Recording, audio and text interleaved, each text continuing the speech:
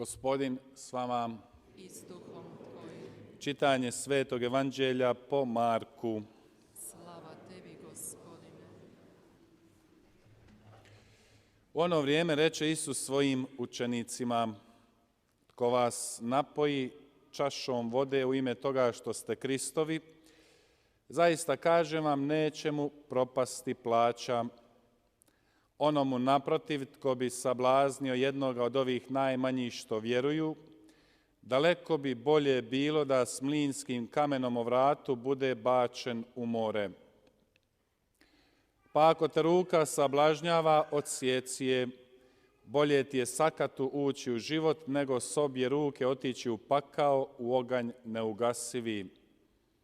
I ako te noga sablažnjava, odsjeci je.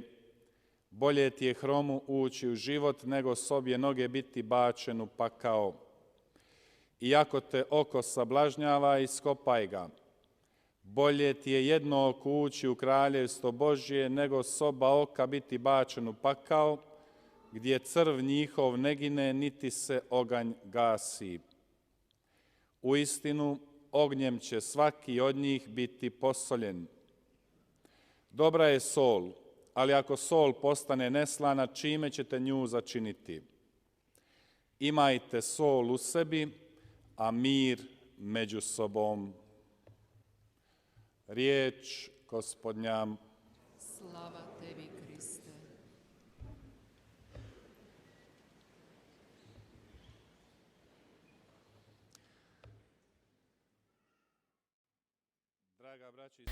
사랑하는 형제자매 여러분,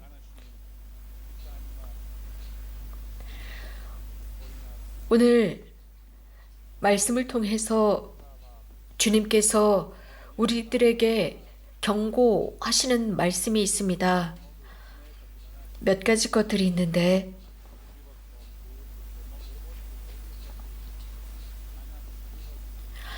이런 것들은 우리들의 삶에 영향을 미칠 수 있는 것들이고 우리들의 미래에 영향을 미칠 수 있는 것들입니다. 오늘 야고보 성인의 서한을 들었는데 부자들에게 하시는 말씀이었습니다. 부자들이라고 하는 많은 보물과 많은 돈을 가진 사람들이지만 그것뿐만이 아니라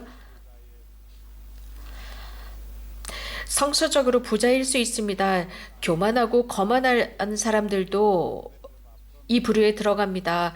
지나치게 우월감을 가지고 자신이 모든 것을 할 수 있다고 생각하는 사람들, 그래서 자신이 우주의 전체인 것처럼 생각하는 사람들 말입니다. 그러나 주님의 말씀은 우리들에게 이런 경고를 하십니다. 부가 삶의 여정에 큰 걸림돌이 될 수 있다는 것입니다. 부라고 하는 것은 물론 쾌락과 기쁨을 가져다 주지만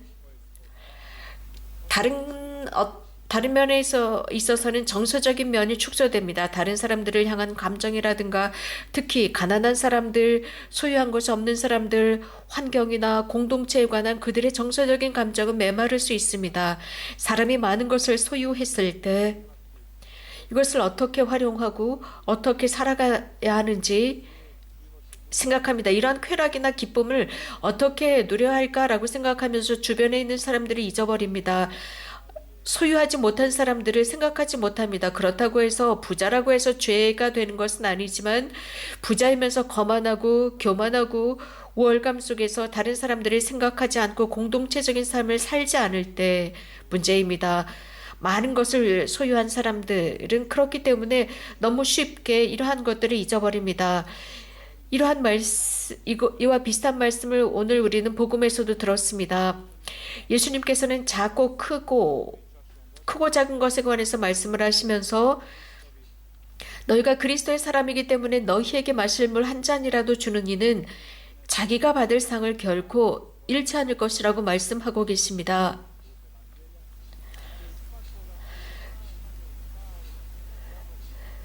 절대로 그 보상을 잃지 않을 것이라고 말씀하십니다. 그렇기 때문에 무엇을 하든지 심지어는 물 한 잔도 주님의 이름으로 준다면 보상을 받을 것이라는 것입니다. 또 성경의 어느 부분에서 우리는 이런 말씀을 읽을 수 있습니다.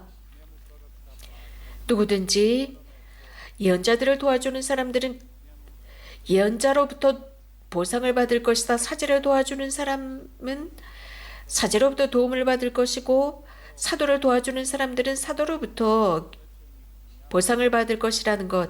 신자들, 사제나 예언자가 될 수는 없지만 당연히 그 보상은 오게 될 것입니다. 한 사제나 예언자나 사도로부터 보상을 받습니다. 하느님은 관대하십니다. 그분의 관심은 바로 우리들에 대한 관심입니다. 다시 말씀드리면 우리가 잘 되기를 바라십니다. 우리가 선한 사람들로 살기를 바라시고 우리가 착한 행실 속에 살아가기를 바라십니다. 다른 사람을 위해서 선행을 하는 사람들, 이것이 바로 하느님께서 각 사람에게 가지신 관심이십니다. 예수님께서도 같은 말씀을 하십니다.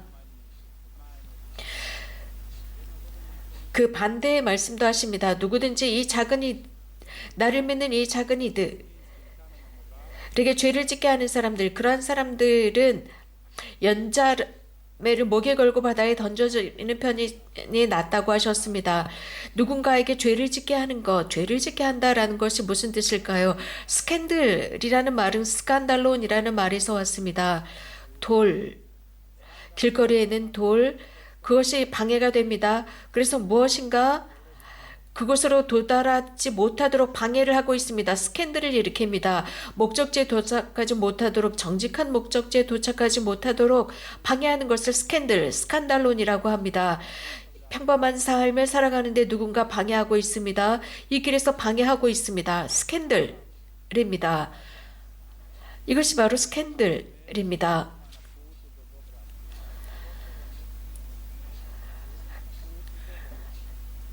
선한 길을 가고 있는 사람들의 길을 방해하지 말아야 합니다. 특히 하느님의 길을 가는 사람들의 길을 방해하지 말아야 합니다. 누군가 주님께 도달하기 위해서 노력하는데 그들이 행복하게 그 행복을 추구하지 못하도록 막는 것은 스캔들입니다. 기쁨, 유쾌함, 이런 것들을 막는 것은 매우 불편하고 힘든 것입니다. 위중한 것입니다. 그들을 방해하지 않고 도와주는 것입니다. 또 성경의 또 다른 어떤 부분에서는 이런 말씀을 읽을 수 있습니다. 바리사이들에게 하신 말씀입니다.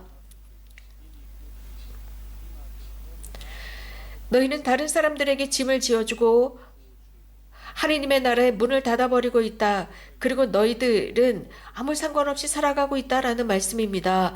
그렇기 때문에 예수님께서는 가장 작은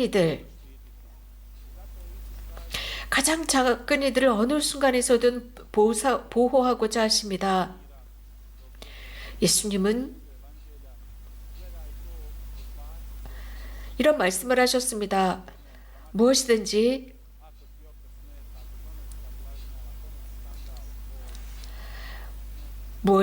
예수님을 향해 가는 그 길에서 죄를 짓게 하면 손을 잘라버리고 다리를 잘라버리라는 말씀을 하십니다.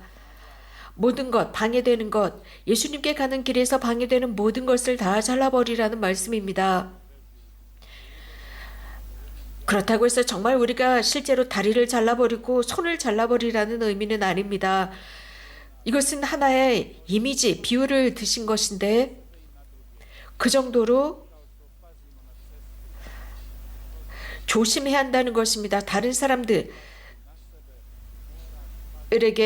세심하고 조심하라는 것입니다. 자기 자신도 조심하고 그렇다면 다른 사람들도 세심히 보아야 합니다. 다른 사람들을 함부로 협박하지 말라는 것입니다. 우리는 모든 것에 세심하고 조심해야 합니다. 자기 자신에게 유념하고 다른 사람들도 유념해야 합니다. 예수님께서는 너희 안에 소금이 있다라고 했습니다. 지혜, 평화롭게 살아라. 서로가 서로에게 소금이 되고 너희 자신을 위해서 평화로 하라 라는 말씀을 하시는데, 특별히 오늘 우리는 우크라이나의 평화를 위해서 기도하는 미사로 봉헌합시다. 이곳 메주거리에서 우리는 평화를 찾고 평화를 발견합니다. 이것은 우연한 것이 아닙니다. 성모님께서는 이곳에서 평화의 모후라고 당신의 이름을 말씀하신 것이 우연이 아닙니다. 이 이름은 일반적인 이름이 아니었는데 왜 평화의 모후라고 하시는지 이것을 우리는 깨달을 수 있었습니다. 수십 년 동안 성모님은 평화로 우리를 초대하고 계십니다. 어느 날인가 세 마디만 하셨습니다. 평화, 평화, 평화. 시간은 지나고 수십 년이 지나면서 우리는 시간이 지날수록 더욱 이 말씀을 깨닫습니다. 그러면서 우리는 이곳에서 개별적인 평화를 찾으려고 오고 우리 사랑하는 이들을 위한 평화, 불안에 시달리는 사람들을 위한 평화를 찾기 위해서 이곳에 옵니다. 또 우리 가정의 평화를 찾기 위해서 이곳에 옵니다. 하지만 오늘 우리는 우크라이나의 평화를 위해서 이곳에 모였습니다. 우크라이나에 살고 있는 사람들을 위해서 주님께 기도합시다. 주님께서 평화의 모후를 통해서 바로 그 우크라이나에 평화를 주실 수 있도록 기도합시다. 모두가 평화를 위해서 기도합시다. 이 자리에 있는 이곳에는 우크라이나에서 50명의 사제들이 오셨습니다. 이분들은 피정을 하기 위해서 이곳에 오셨지만 전쟁이 일어났습니다. 자신들의 조국을 위해서 지금 기도하고 있습니다. 이 우크라이나 사제들과 함께 일치해서 기도합시다. 이것은 우연이 아닙니다. 평화의 모후께 전구를 청합시다.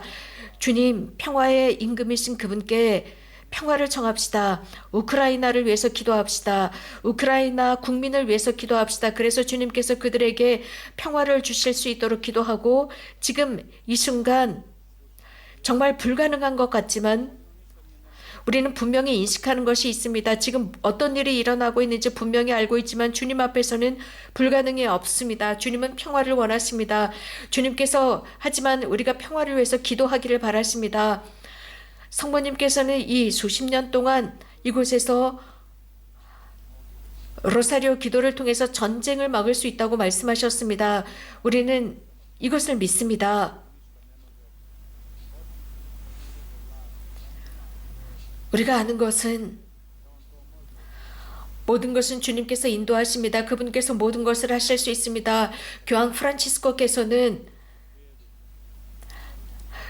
제2수요일 단식하고 즉 우크라이나의 평화를 위해서 기도하고 단식하자고 말씀하셨습니다. 이러한 부르심에 응답합시다. 성금요일 우리 모두는 또 우크라이나를 위해서 기도합시다. 우크라이나의 국민을 위해서 기도합시다. 평화를 위해서 기도합시다. 전쟁이 사라지도록 기도합시다. 주님께서 우리 모두를 바라보시기를 빕니다. 주님께서 우크라이나 전체를 보살펴 주시기를 빕니다. 평화의 모후를 통해서 주님께서 우크라이나와 우리 모두에게 평화를 주시길 빕니다. 주님을 찬미합시다.